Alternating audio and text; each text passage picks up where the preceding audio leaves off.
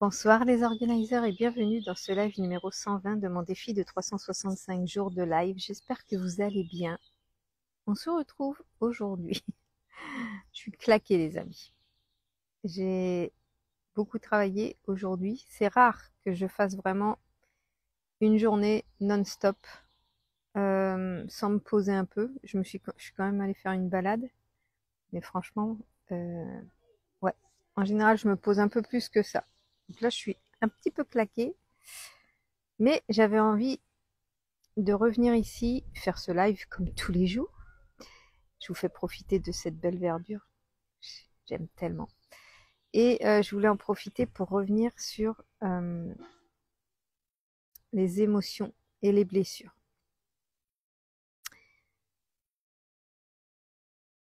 Comment on soigne les blessures? Quand tu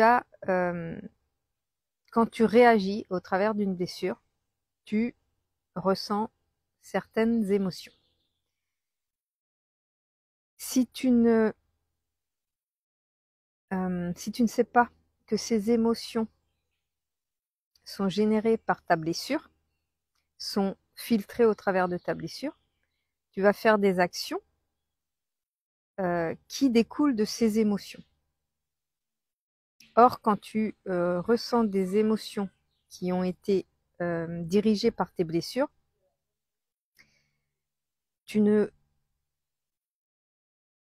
fais pas les choses dans ton plein pouvoir. Tu fais les choses en fonction de tes faiblesses ressenties au travers de ta blessure. Du coup, tu ne fais pas des actions à partir d'un espace de plein alignement. Tu poses des actions à partir d'un espace émotionnel fragile, blessé. Et donc forcément, tes actions ne seront pas alignées avec ce que tu veux profondément, mais répondront juste à la blessure que qui s'est réveillée en fait. Donc pour pouvoir guérir d'une blessure, tu vas avoir besoin de prendre conscience que l'émotion qui te traverse a été filtrée par ta blessure. En général, c'est des émotions assez intenses et assez... ça blesse en fait. Tu vois, c'est ton ego, il se met en mode alerte, en mode défense. Et là, tu sais que c'est une blessure qui a été déclenchée. Donc après, c'est de connaître les blessures et c'est ce que je te propose de faire dans le programme Guérison. C'est d'apprendre à connaître chaque blessure et de savoir laquelle se déclenche, à quel moment, dans quelle situation. Et de pouvoir la guérir au fur et à mesure. Quand tu arrives à identifier ces émotions qui sont ressenties à partir de l'espace de la blessure, tu vas pouvoir décider, ouais, tu es capable de décider de ne pas agir en fonction de ces émotions et donc en fonction de cette blessure. Tu vas apprendre à te parler et à te dire que, ok, là je suis blessée, je suis vexée, je suis frustrée, je suis triste, je suis en colère, j'ai envie de tout lâcher, j'ai envie de lui répondre, j'ai envie de lui rentrer dedans, j'ai envie de... Mais ce que tu vas faire, c'est que tu vas juste laisser traverser l'émotion sans passer à l'action. Dans un premier temps, tu laisses juste passer l'émotion sans passer à l'action. Une fois que l'émotion est passée, tu vas pouvoir te reconnecter à ton âme, c'est-à-dire à ce que tu souhaites profondément. Ce qui t'a blessé, c'est ce que tu crois vrai au travers de ta blessure. Si tu commences à ne pas vouloir réagir dans cette émotion-là, tu commences à reprendre ton pouvoir. Et en reprenant ton pouvoir, tu vas juste laisser aller les émotions et décider qu'elles vont pas te diriger, que ton ego ne va pas te diriger, que tu choisis de faire des choix, de prendre des décisions, de poser des actions à partir d'un espace sain, d'un espace zen, d'un espace qui n'est pas influencé par ta blessure.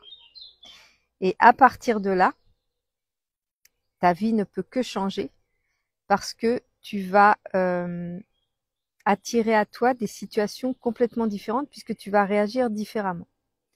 Je te donne un exemple. Tu as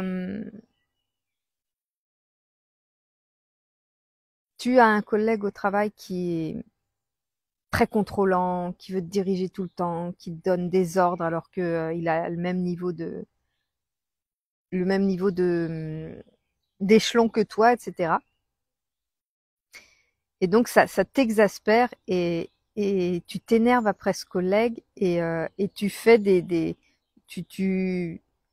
soit tu te retiens de l'insulter, donc tu prends sur toi, mais c'est comme si tu étais une cocotte minute en fait. Tout reste à l'intérieur et quand ça va exploser, ça va pas être beau. Ça va être soit ça va soit impacter ta santé ou soit ça va te faire péter un plomb à un moment donné ou soit tu vas finir par lui hurler dessus.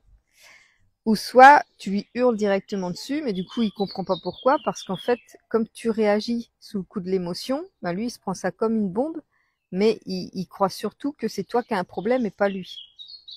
Et que le problème vient de toi et pas lui, parce que c'est toi qui l'agresse.